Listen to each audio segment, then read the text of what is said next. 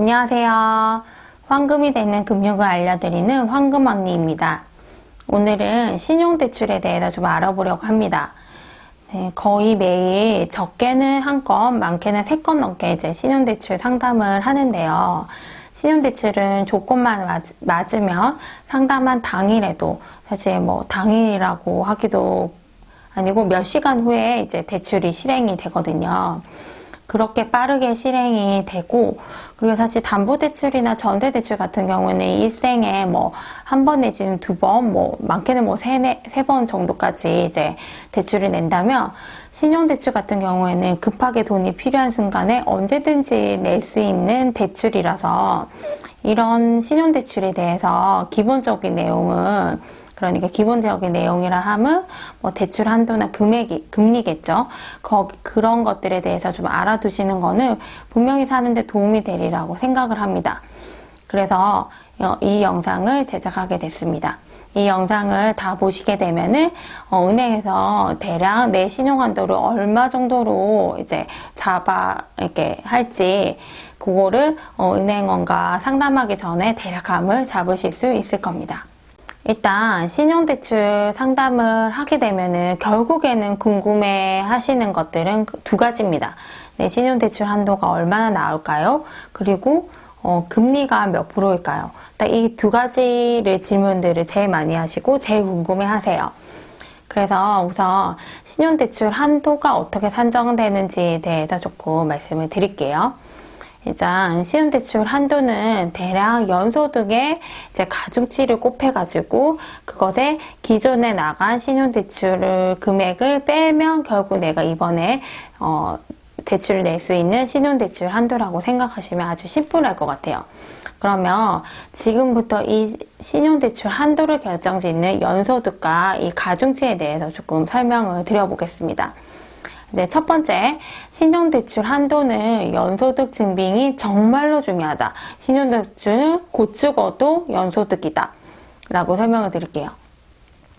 자, 신용대출의 한도는 기승전결 모두 연소득, 결국 연소득입니다.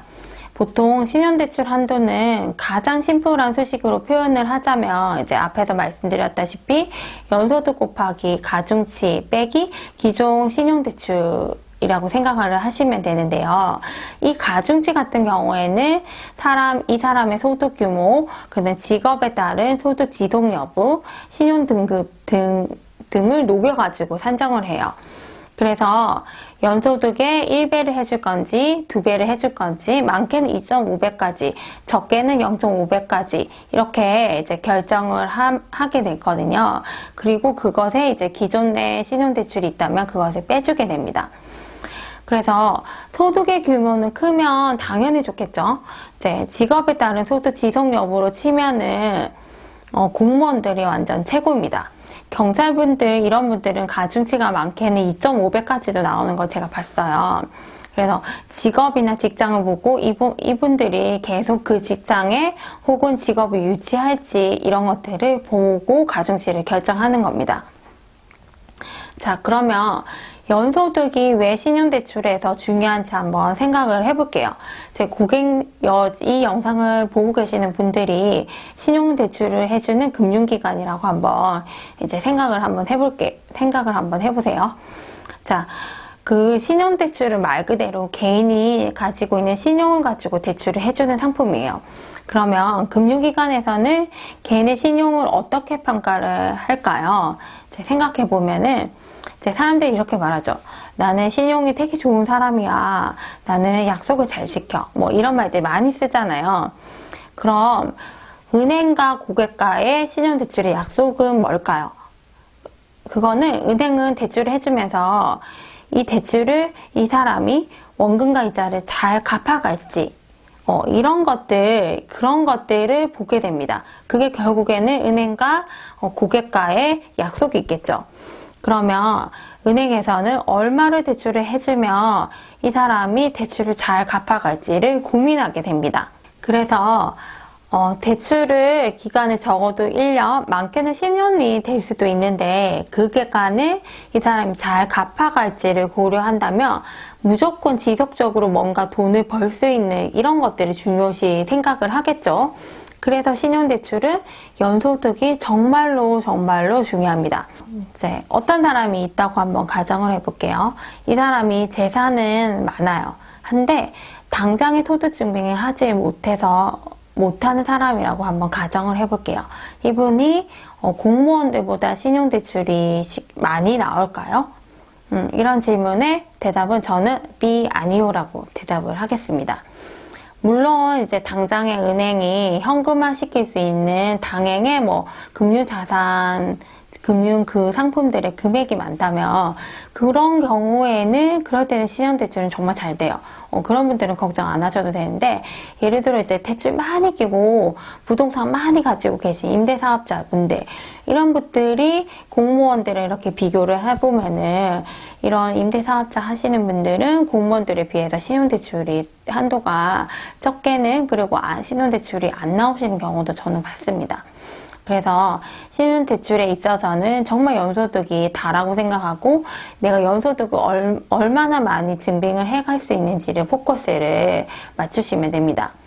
자, 그래서 신용대출을 받으러 가신다면 최소 6개월 이상의 소득증빙 자료, 급여 명세서나 근로소득 원천 징수 영수증이나 재직증명서 등을 가지고 가셔야 상담이 정확하게 이루어집니다. 자, 이런 측면에서 이제 개인 사업자분들 얘기를 조금 해볼게요. 개인 사업자분들 같은 경우에는 신용대출 한도가 잘 안 나와요. 그 이유가 이제 여러 가지가 있는데 첫 번째는 소득금의 증명원 발급 시기 때문입니다. 이제 이분들은 공식적인 소득증빙 자료는 국세청에서 발급해주는 소득금의 증명원이에요. 근데 이 서류는 보통 소득이 발생한 해에 그 다음에 5월 이후에나 나오는데요. 그러면 이제 사업을 막 시작한 지 얼마 되지 않은 분들, 그래서 이제 내후년에 5월이 지나지지 않은 분들은 소득증빙이 되지 않아요. 이런 분들은 신용대출이 아예 되지 않습니다. 그리고 두 번째는 개인 사업자분들 같은 경우에는 이제 본인의 소득을 좀 적게 신고하는 경향들이 좀 많아요. 그런 경우들을 많이 봤거든요. 그래서 이런 것들 때문에 이제 소득을 적게 신고하면 공식적으로 인정되는 소득이 없다는 거니까 은행에서는 신용대출이 잘 되지 않는 거죠. 이건 어떻게 보면 조금 당연할 수도 있겠죠. 그리고 마지막으로 자영업자 그리고 개인 사업을 하시는 분들의 소득은 계절적인 요인이 많다고 생각을 해요. 특히나 이제 자영업자분들 그렇겠죠. 이런 분들은 이제 연소득만큼 대출 한도가 나오지 않는 경우가 거의 대부분입니다. 연소득의 이제 지속성이 떨어진다고 보는 거죠. 가중치는 은행 등급, 직업, 연소득의 규모, 은행의 거래 실적 등을 다면적으로 평가한다. 이제 가중치 부분은 은행원이 수기로 계산을 할 수 없어요. 이 부분은 여러 가지 면을 이제 다중적으로 평가해가지고 이제 평가 모형이 또 있거든요. 곱하기 이런 간단한 평가 모형이 아닙니다. 이제 은행이 정말 돈을 많이 들여서 개발한 평가 모형이고요. 이런 것들을 통해서 가중치가 나온다고 생각하시면 될 것 같아요.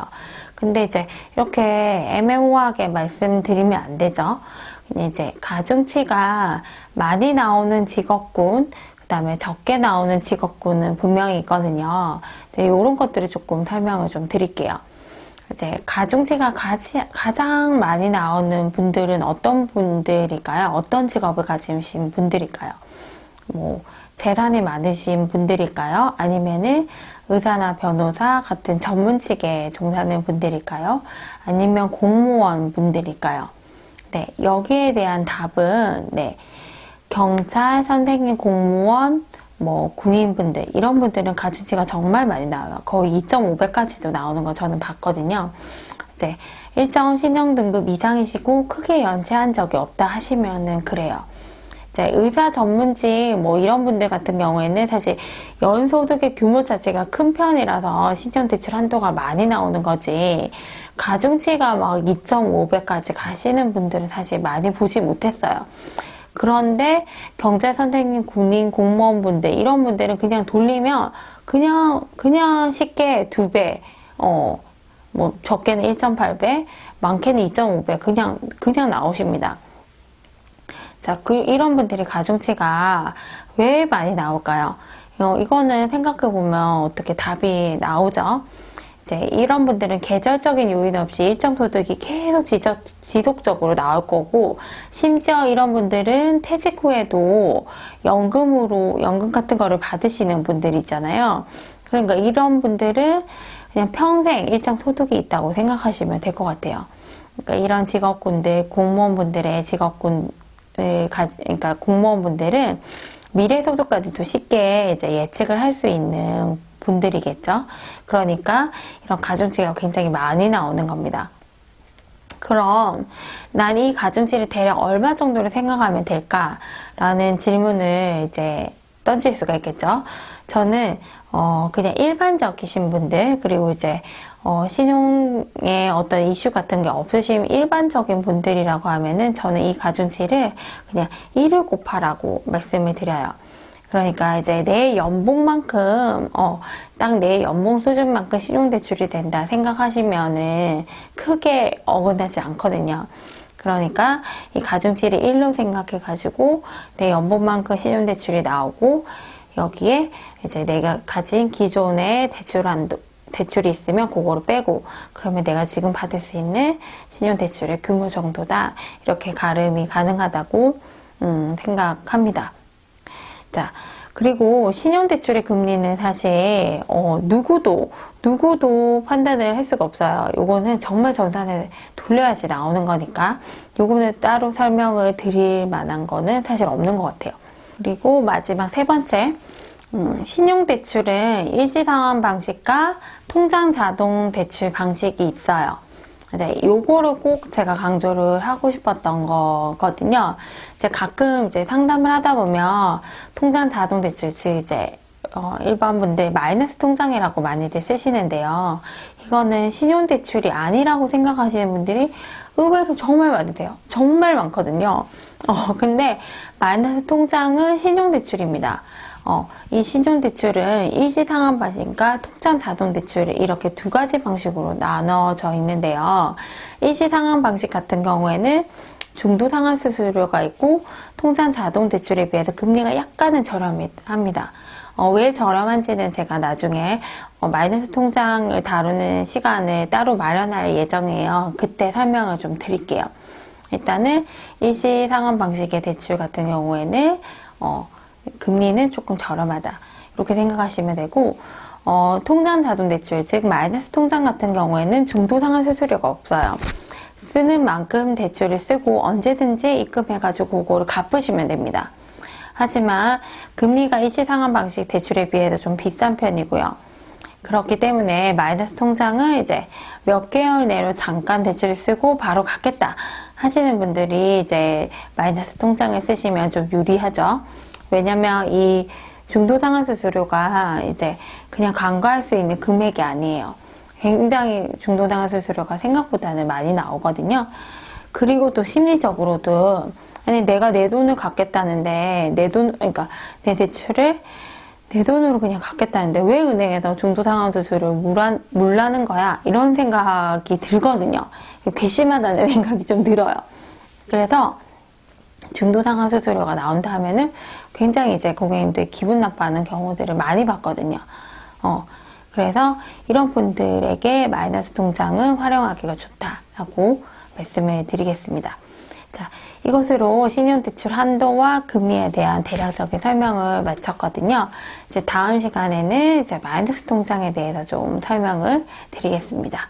네, 이 영상이 많은 분들에게 도움이 됐으면 좋겠습니다. 감사합니다.